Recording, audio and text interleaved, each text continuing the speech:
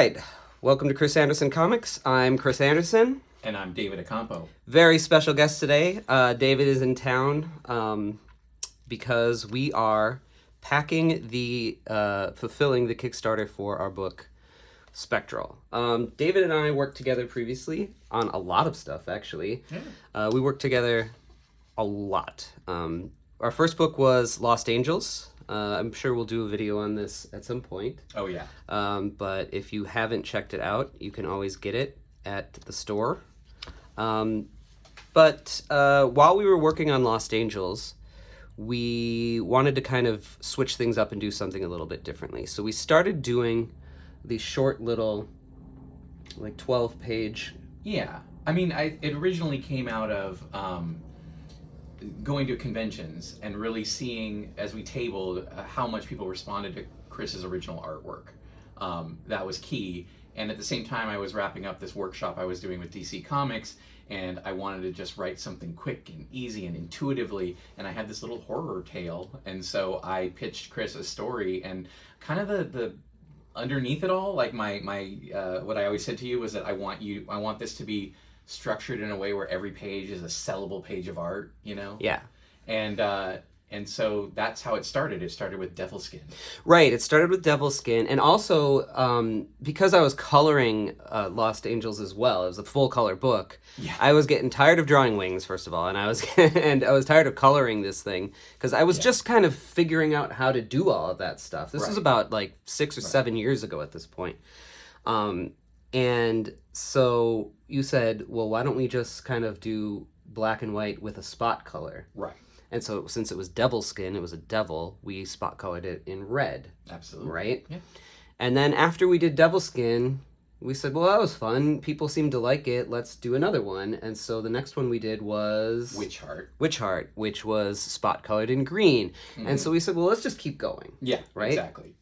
And it was a lot of back and forth of, you know, kind of what do you want to draw, of what colors would work next, what do we see that people are responding to. So our third story, Wolf Moon, was a werewolf story because that fit with our horror monster creature kind of thing. But also we were seeing a lot of D&D gamers at our conventions that we were tabling at. And so I kind of concocted in my head this like medieval werewolf story, like a fantasy story with werewolves in it. And then you, again, because we never go halfway with anything, you're like, I'm going to make this one where there's no panel borders. Yeah. Right? Yep. Right? And so again, it was all about you making it really distinct visually and using the anthology setup. Well, it wasn't an anthology yet. It was just a series of short mini comics. Right. Right. And, but yeah, you were able to take it. And so each piece feels very unique and feels very personal to us, I think. Right, and it sort of took us a while to get through it because I sort of you wrote the stories kind of one after the other. The last two I think came a little bit later, but it took me a while to get to them because I would work on other projects, and at the time I was teaching still. I was a preschool teacher. I wasn't a full-time cartoonist yet. Right. And so it took a while to get through it. So you'll see the art style changes. But because it's an anthology, it kind of works. Yeah. It's one artist, but if you look at Devilskin and then you look at like Afterlife, you'll see that my art style's changed so much. It's almost like two different artists drew it. But there's still that sort of DNA of me in it. Yeah. So although I think that you think it's much more of a different artist than everyone else does. Yeah, I still see I see your differences, but I see you evolving. Right. And I know you've said to me many times, like, "Oh, I'm like a totally different artist than I was." I'm like, I don't know. I mean, I still see the link between from Lost Angels to. We'll let the people decide. Yeah, all right. Fair enough. Fair enough. So we ended up finishing all 6 of them, going through the full spectrum, and once we did that, we said, well, let's collect it. Let's collect it into a book. Right. We went through the spectrum.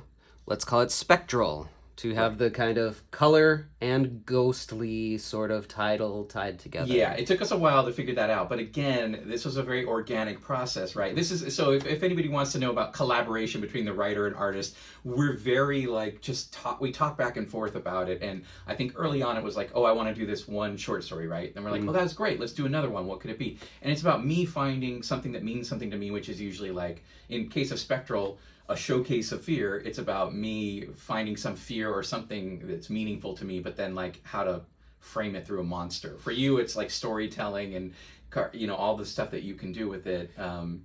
Like in those 12 pages. Right. And so we should also mention really quickly that one of the really interesting ones was when the pandemic started, you pitched to me that we have to do a book, we have to do a one-shot horror as an Instagram comic. And I said, okay, but since those are square panels, I want it to be structured so that those square panels can be assembled onto a page and still look good as a book. Yeah. Right. So that was very important. Well, to me. let's get to Okay. let's get into this, and we'll show them what we're talking about. Okay. So All right. So we ended up collecting it all together as Spectral. We needed to connect them somehow, so we created this character, Professor Spectral. Professor Spectral. I thought I had something else to show you, but I don't have it here. Show him in the book. Yeah, well, it was the pin. I was going to show him the pin. But so he kind of acts as like the crypt keeper, the host, Right. Connecting all the stories together. So you'll get to see that. So here we go. Spectral, A Showcase of Fear, David Acampo and Chris Anderson, edited by Marissa Valentini. The beautiful, gorgeous, talented, amazing Marissa Valentini. She's my wife. She's in the other room. I have to say that. It's true. But it's all also true.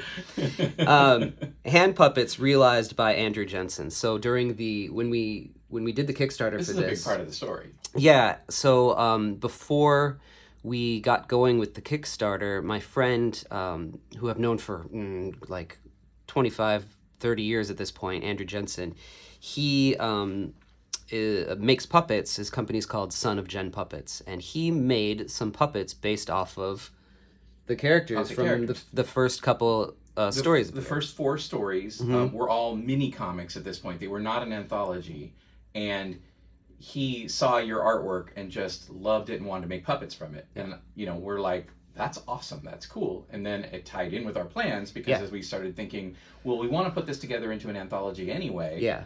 And I said very specifically, and this goes back to our collaboration, I said, I want there to be a framing sequence because I want it to feel like even if you bought all 4 individual mini comics, if you back the Kickstarter and get the book, you're getting something else. So there's 2 more stories that we're going to write and a framing sequence that sort of recontextualizes each of the stories with the Crypt Keeper that you're mentioning, right? Right.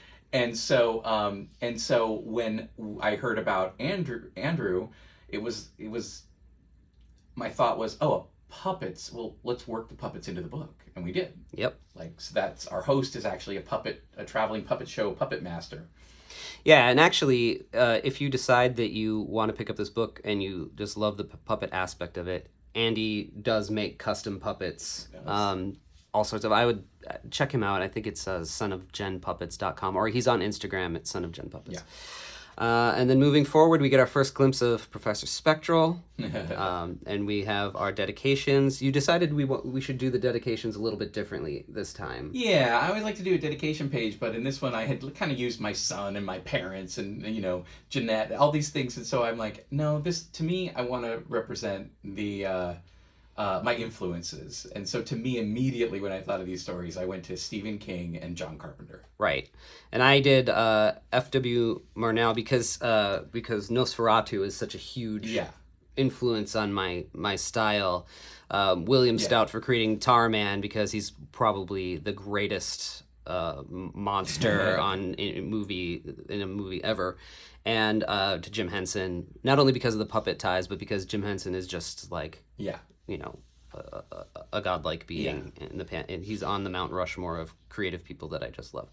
And then we did a forward by John D. LeMay. John is the star of Friday the 13th, the series, right, as well as Jason Goes to Hell, the final Friday.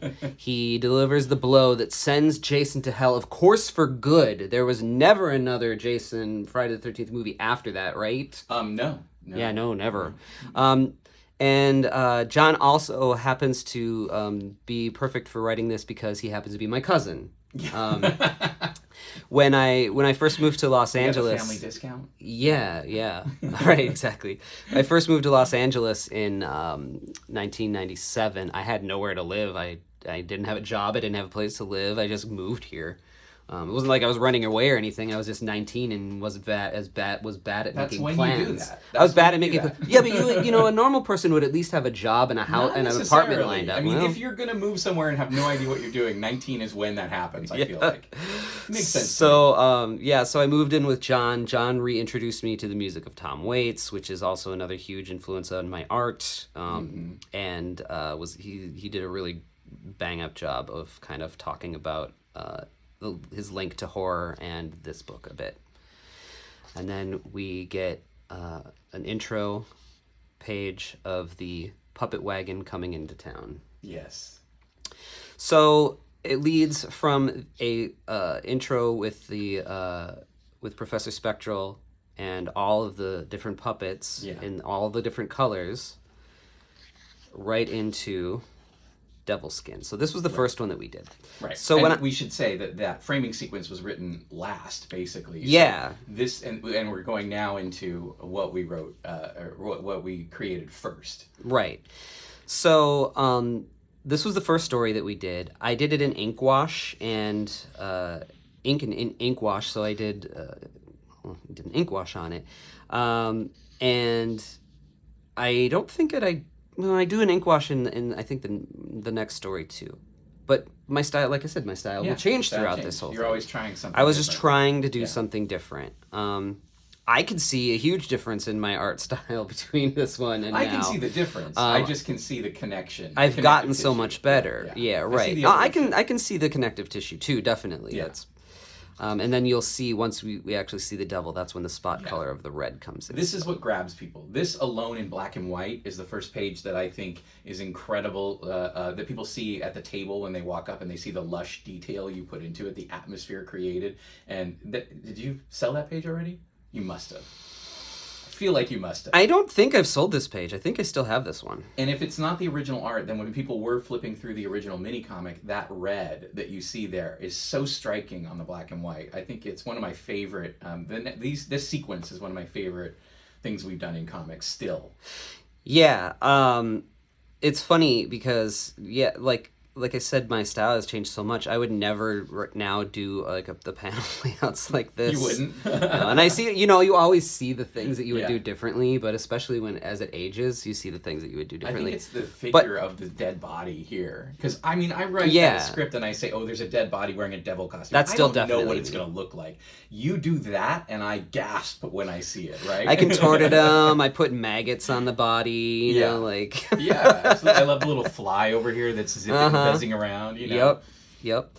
And then I don't want to give away the story. I want you to Spoilers. to find. I want you to get this book. But they're short stories. Right. So And then we go back to the puppet master. we go back to Professor Spectral talking to the children, traumatizing these kids, and then we go into Witch Heart. So these chapter dividers, the icon that is on here was the cover for the individual books. Yeah.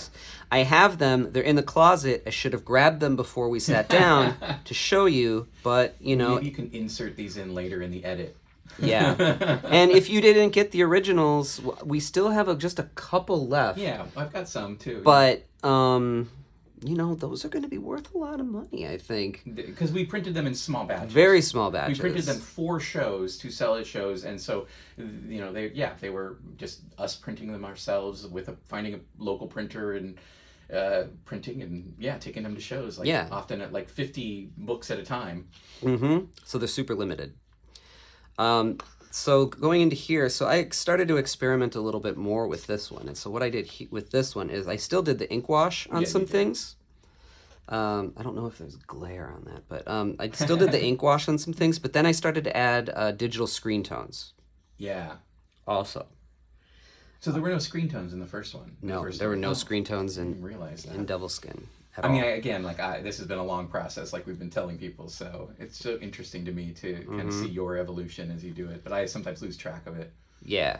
So this was a real fun story, and once you see, I'm going to give away the witch, but once you see the witch, that's when when the green kicks in. This It was- actually starts kicking in very slowly before that. Yeah. It's an ominous green. So anytime you start to see the color, you know something is gonna. Yeah, you sort of brought it in more subtly here. In the Devil Skin, it's just stark red once it hits, and it's all the way through. Here, you brought in sort of.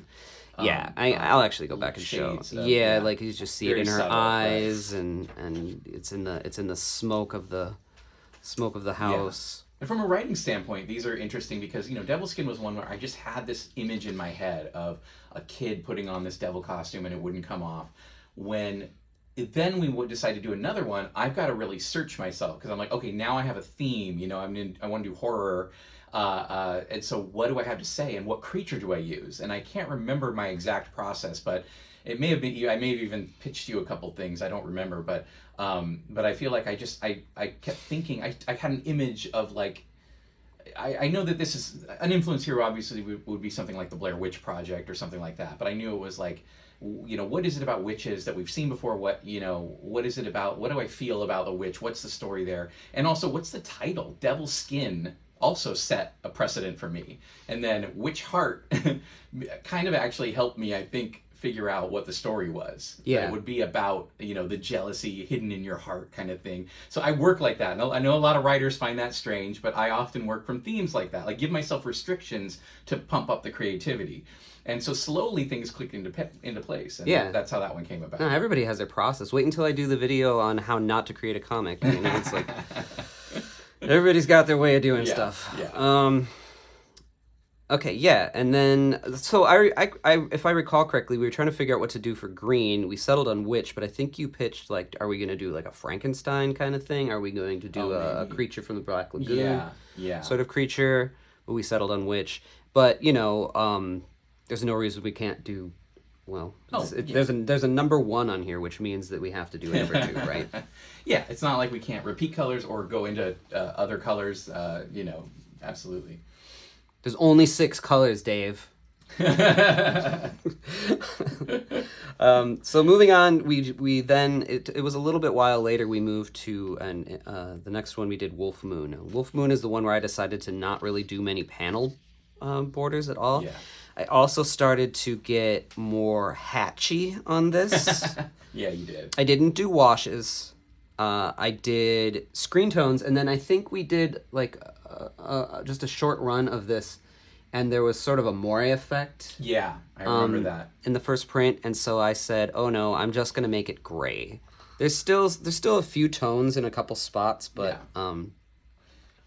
so for the yellow in this, we sort of have this moon, sort of start to show up. And as you can see, like there's not really many panel borders. There's a couple, but they all sort of blend into each other. And I love the chainmail that you do in this. Like, this was really fun. This is the first, like, medieval story we've done, I think, right? Yes. So, like, it was fun because, we both like fantasy stories and, grew up with them and everything. And so this is the first time I got to kind of bring that into my comics, which was really fun. Yeah, this was a real fun page to do. And I Yeah. did this whole, like, army clash. And as I said earlier, this is definitely, like, I want every page to be sellable, but also we have a lot of D&D players that come to our table, Yeah. that want commissions of their D&D character, and I'm like, so how can I make something that just feels like an epic fantasy novel, or not novel, sorry, short story, spectacle, but still fit to the Spectral themes. Right. In between this story and the next one, Dollhouse, there was a long gap. Yeah. And during that gap, there was some downtime because the world sort of Shut ground down. to a halt Yeah. with coronavirus. So we were trying to figure out how to continue with this, and that's when I said, why don't we do this story as a Instagram comic? So Right. even now, if you want to check it out, you can It's go still to Dollhouse Comic on Instagram. Yeah, I think that's it. Dollhouse Comic on Instagram, and you can read this full story. So we just did it in squares. Right. So I was able to draw them a little bit larger Yes. on this and just focus on one panel at a time. It was so again, I'm switching things up. I'm going from, like panelless pages to now just one panel at a time, like hyper focus panels. Right. But within the confines of a square. Well, when you take a page like this, and Right. this is the framing story to be clear, but this is you conceive of the whole page and you conceive of the layout. You know that you're reading this way, Right. And I'm lettering it that way and everything like that. But the way you construct your layout, so you're changing that up entirely for Dollhouse because you're literally like storyboarding kind of in a way. It's like one square per beat, and I had to write to that too. So Right. So there's no like I don't have to lay anything out for flow of the eye or flow, anything right. like that. Right. And then when it came to putting it together in a book, it was like, oh shit, Yeah. is this gonna work? Yeah. So when we went to go and make the book, you came up with the idea of sort of making it into like a photo album with the little what are they even called? I don't know. I was calling them the little triangle tabs. You know, the triangle tabs that hold like a photo in Yeah. place. So Yeah. we have them on all of them. So it's almost like a Unique photo things album. here is that Chris, he did the art on these. In this case, I actually created those little triangle tabs, and this is the first time, and we don't really talk about how we tell stories together because I think that it's better when we're just storytellers together. But I'm a little proud of the fact that I did the color on this one. You did, and it should also be noted. It should also be noted that during by day you are a graphic designer. Yeah. And so, So this is not without precedent, right? Yeah. So Dave is not only writes these, but he letters them. Right. And he lays out the book, the graphic design for the book. So like Right. the cover of the book, this is all Dave. Yeah. And Right. it's so eye catching. It's such you always do such an amazing job. So like I said, like each of these for the I there's no flow to the visuals of it, but Right. because I use the rule of thirds, and I stick the focus somewhere in when you divide an image into 3 vertically and horizontally and to kind of stick the focus somewhere in there, I think it ends up flowing no matter what. And on a scripting side, I'll say that because I knew we would assemble 6 on a page, I knew that I could still do page turn reveals. It wouldn't show up in the Instagram version of the comic, right? Because in the Instagram version of the comic, you're just like one panel at a time. But once we laid it out, I knew that every sort of 12th panel, I guess, because it'd be like 6 on one page, 6 on the other page, but that final one, there's going to be a page turn. So at least we knew by sticking to that rhythm. It doesn't allow us to do big splash pages or anything like that, but it did allow us to create a rhythm that we could sort of calculate and write to and draw to. Yeah. What I found interesting with this one is I didn't use any screen tones for this one either. Oh, okay. The only wash that I did for this one was for the stains. Yeah. Because this creep character first shows up as a stain on the wall. So I did an ink wash for there, and then you did a color hold on the ink wash. Yeah. But what it was kind of cool is because I drew these on like 11 by 17 pages that I just made. No. 8.5 by 11 pages that I then made 8.5 by 8.5. So at 8.5 by 8.5 square, I drew on it. And then when you reduce that down to such a small size, my hatching that I do like on the rug here and stuff ends up looking almost like a screen tone. Oh, I never even thought about that. Yeah, and like the little details. Yeah. They work even better. Fascinating. I didn't even realize that. Yeah, I probably thought you did screen tones cool. and just didn't really think about it. Nope, I did dry brush and things like that, which I do often. Oh, I don't want to go. Anyway, that's the creep. Look at the creep. That's the creep. And this I think that's also notable because that's the first one where we didn't use like a classic monster that everybody understands. Like, yeah. This is kind of our own creation, but it very much works within the context of the story, which you'll see when you read. It's very predatory, and so we just call him the creep. Mm-hmm. I like to make things. I like weird things. I like to draw weird things. Weird is just like baseline for everything that I do. Droopy male nipples. Droopy male nipples are in everything that I do. Even if they're wearing a shirt, they're under there. Just know that from now on. And so when Andy went and did the puppet for this one, like that's my favorite puppet, and that puppet didn't sell.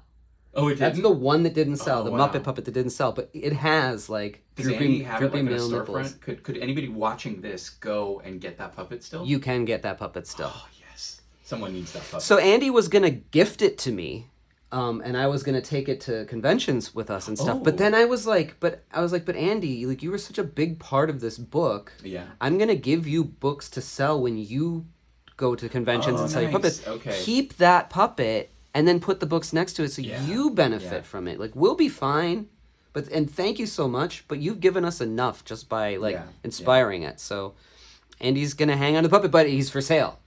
So if you want the creep, he's my favorite one. All right, then we moved on to Deep Thirst. Do we want to talk about the backstory on that one a Yes, little bit? let's talk about the backstory. So Deep Thirst is interesting because it actually began as a pitch to an anthology that is not this anthology. We just stumbled across somebody that was putting together a what was it? It was like a 21st century like gothic horror kind of book, and again, sometimes prompts really work for me. And in that case, I thought of what would that mean to me, and I kind of constructed my version of a vampire story. And it's a bit different, but it definitely used technology in a new way. And that one didn't make it into that particular anthology. And honestly, I don't know if that anthology ever came out. So, I'm okay with it because at one point we were like, if we turn around and turn this into a one-shot horror, which was what we originally called the mini comics, by the way, was one-shot horror before we came up with the framing sequence and called it Spectral. And basically I knew that I'd have even more pages because I think this was a 10-page story that I was able to turn into a 12-page story. And so we're like, this fits perfectly with our one-shot horror. And at this point, we probably were talking about Spectral. Not necessarily by name yet, but we were at least talking about what will happen when we combine them all. By the time we got to Deep Thirst? Yeah. Oh, yeah, for sure. Yeah, because we never printed this one well, you eventually printed it individually. Only 25. Okay, yeah. So very rare, but at this point we were already barreling toward Spectral the Anthology. Yeah. Yeah. We definitely were going towards it. I didn't even know if we were going to print them off as individuals at all, but then Heroes Con came up last year and I was kind of like, I want to see what people think about this. Yeah. So these were done in the last year, maybe. In the last year, for in sure. the last year. So these are the most recent ones where this has sort of become me. Now, I haven't been doing ink washes at all on any of my work recently. Okay. So for whatever reason, I decided to revisit that on here. So there ends up being a lot more ink wash in this book than you originally thought because you keep going back to it. Yeah. Maybe it's a Spectral thing. Maybe it's a Spectral thing. Maybe. Because I do like it. Yeah. It's hard to scan it and get it to look as compelling as it is on the paper. Yeah, I see. But I was able. But I'm better at it now than. So the difference between Deep Thirst and Devil Skin is probably 6 years. Wow, is it that long? Yeah. So I know how to scan things now. I'm a professional, you see. And so it ended up looking much better. I think the wash also works on this page because it is meant to be sort of a gothic, like mansion on the moors kind of thing, on the misty moors. So I think the wash works well, especially in this opening page. And I will still do washes on things. Sure. It's just my style changes depending on the project and the tone of it, and I'm more of an atmospheric artist in some things, and this really called for heavy atmospheric images. Yeah. So when they start out sort of driving through the fog and it's lights on this like dilapidated mansion, I needed to have that sort of I needed a grayscale in there somehow. And so we work into purple here. You're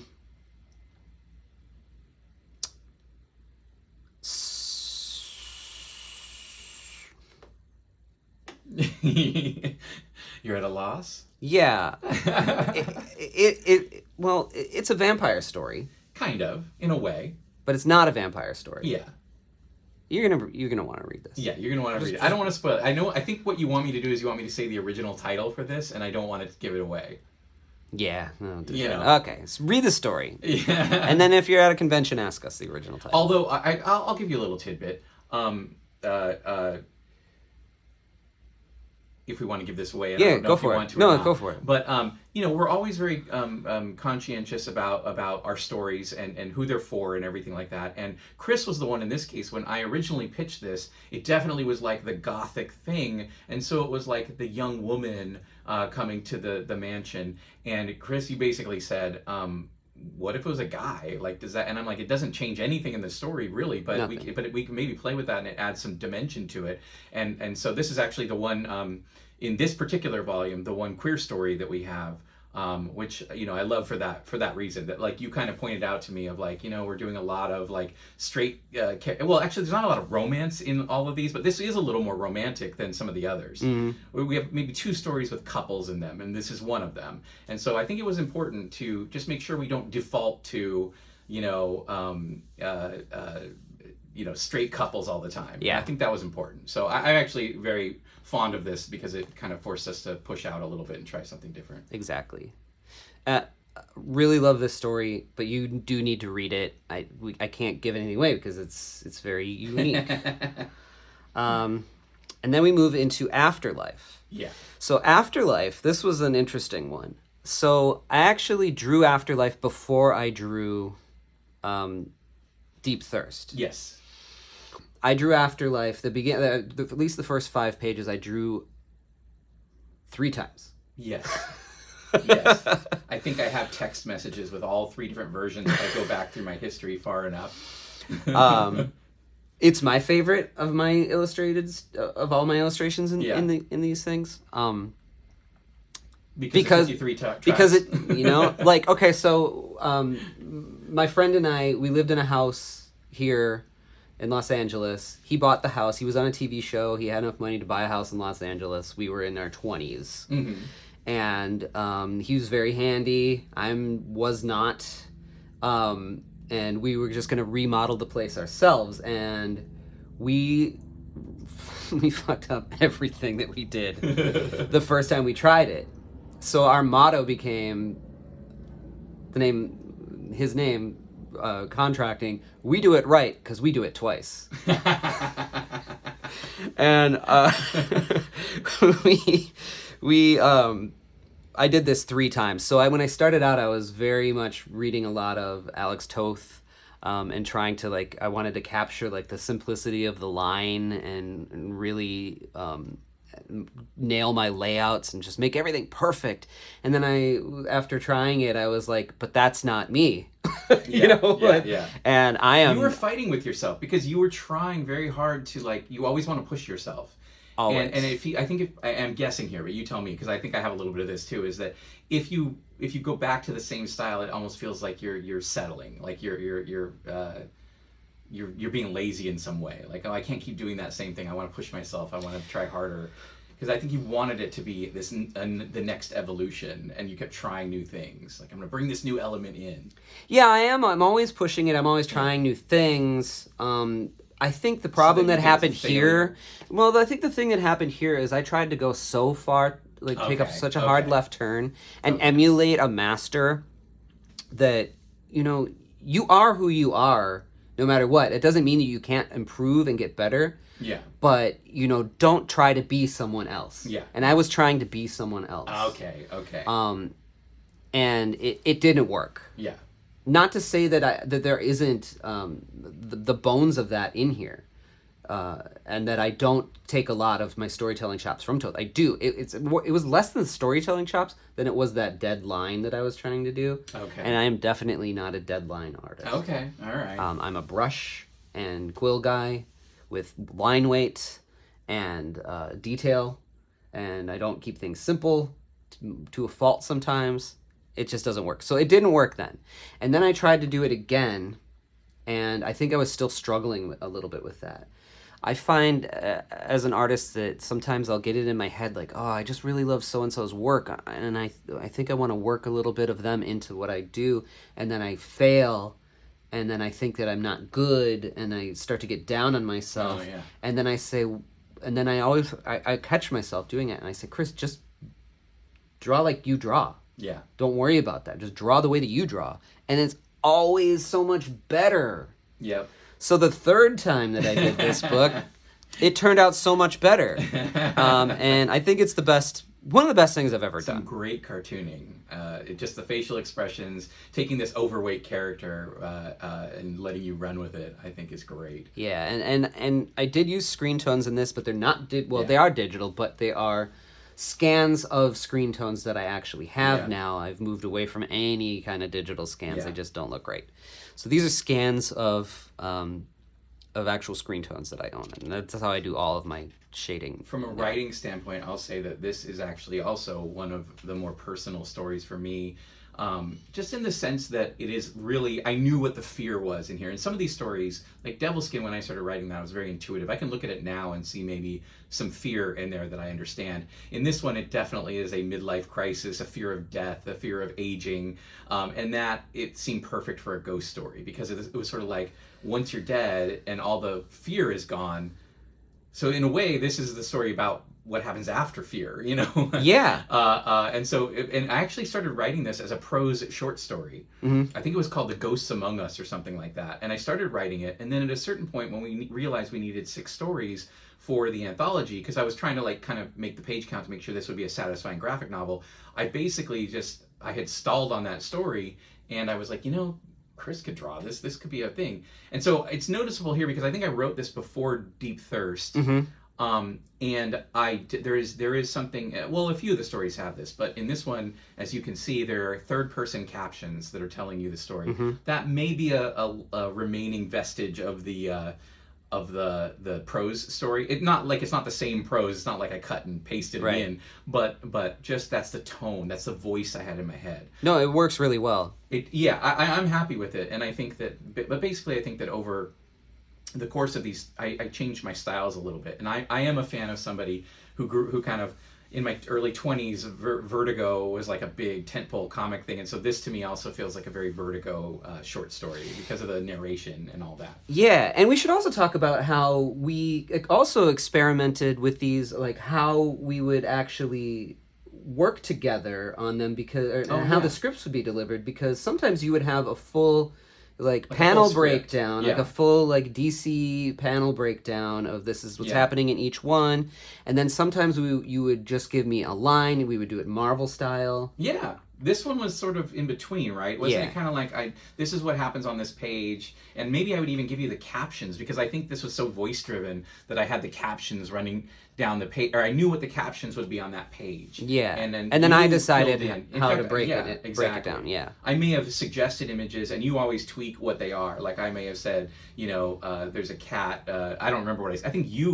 I may have mentioned the cat food or something, but I think the whole thing of the cat lapping up the milk, I don't think I wrote that. Mm-hmm. I think you came up with that. Yeah, it's a stain from... And the fact that he works at like a telemarketing company, you created that. I created that. I think I said I don't remember what I said. He smokes weed, or he used to smoke weed, and so I have his little bits of weed on the table and a matchbook that's half used and on top of a Welcome Back Cotter lunchbox. 100% you. The Welcome Back Cotter lunchbox. This is just the kind of people that people used to keep their weed in, and at least in the 90s and stuff when it was illegal and you couldn't just have it out, and now everybody's got whatever. But, and the back and forth collaboration works. He will sometimes text me, I think I'm going to do it this way. I think it's going to be a Welcome Back Cotter lunchbox, and I'm like, that sounds like 90s Tarantino to me somehow. Of course, right?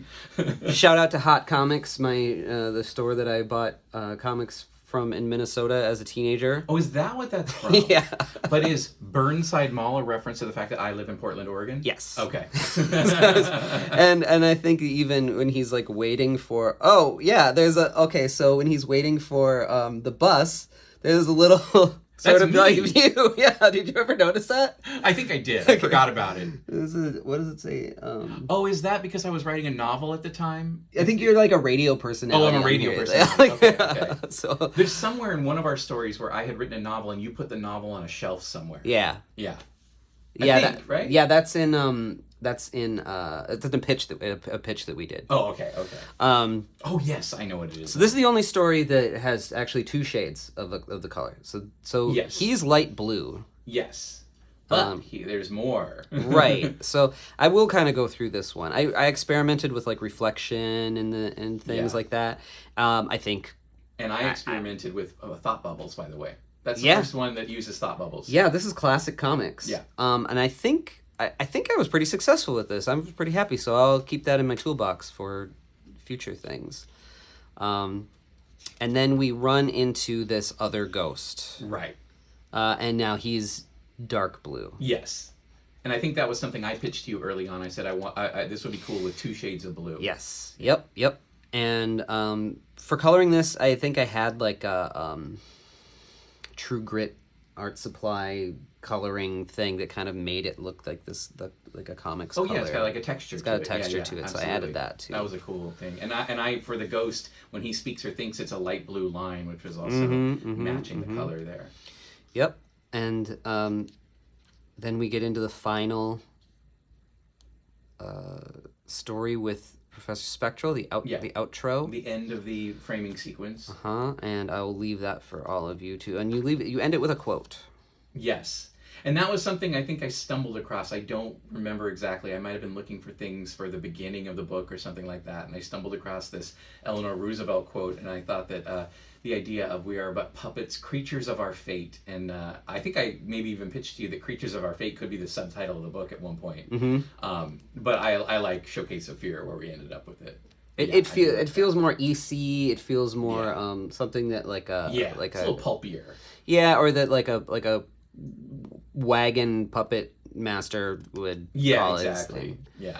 And then we were successful with the Kickstarter campaign, Yes. so we were able to add an extra story onto it.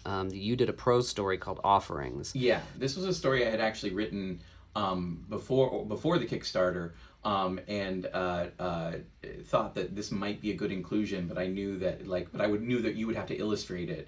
But I thought it would be a cool, I love bonus stuff in graphic novels or collections, and I like being able to change up the style. And so this was one where it's okay, we're going to do this, we're going to get this story in here if we get the page count, and that involved getting through our stretch goal.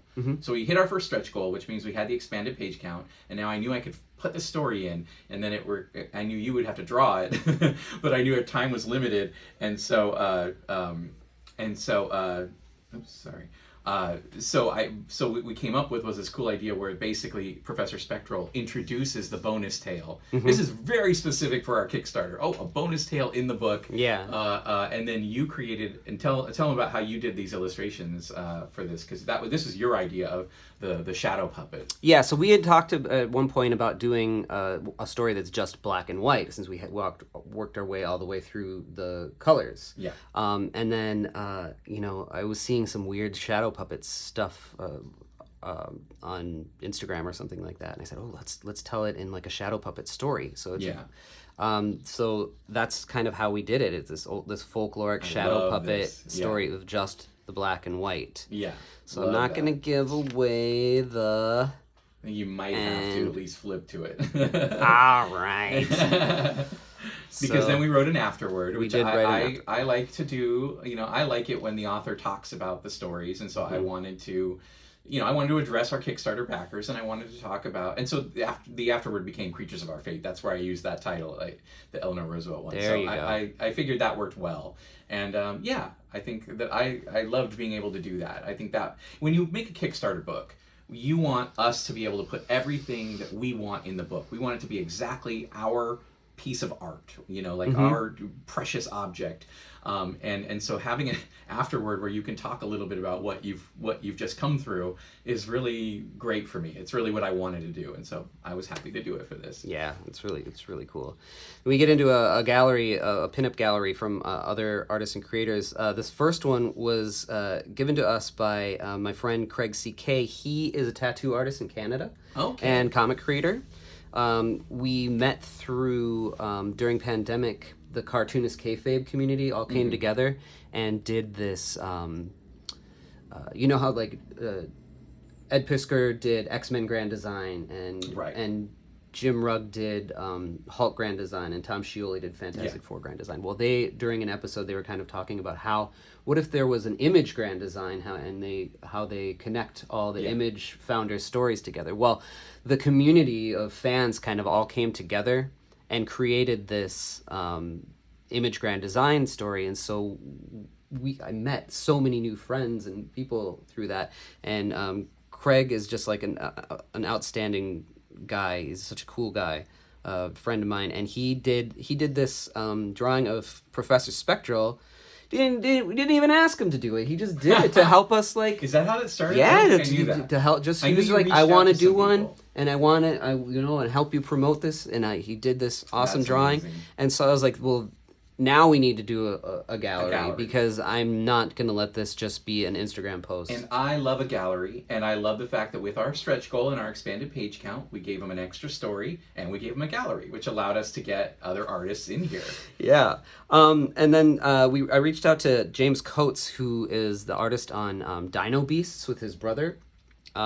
And he took like a left turn with it and came up with his own kind of creatures and You creations. gave them no instruction and no None. restriction. None. So this is their interpretation of whatever they wanted it to be, Yeah, really. So I don't know how this ties to our story necessarily, but I kind of It love doesn't that. matter. Yeah. There is a world to of you. puppet creators out there that are making these puppets for children. Yeah. And this is another one of them that James created, Could that and be it's another just face so of Professor Spectral? right. I don't is know. it? I don't know. Yeah. I like to think that it is. The I many mean, facets, the many colors, the many Yeah.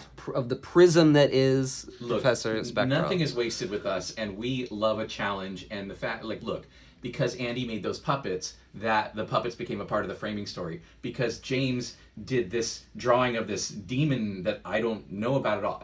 You can understand. I may work this into a tale. I can't give it away to them yet, but.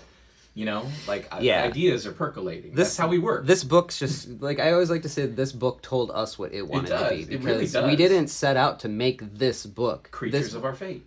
Exactly. John Bivens, Love this one. artist on Spread, He amongst many understands other your man things. nipple. He really does. He did a really cool version of the creep. 24 by 4 Yes. is a creator that I met at comic conventions. Mm-hmm. They are like a manga inspired Yeah. artists.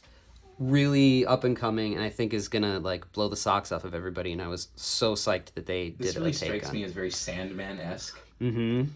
Yeah, really, really cool composition on that. Yeah, one. yeah. I think it's just the figure looks so Morpheus. Yeah, and Jake Smith was kind enough to do one. Jake Smith is the co-creator of Bloodsport Trauma, Yeah.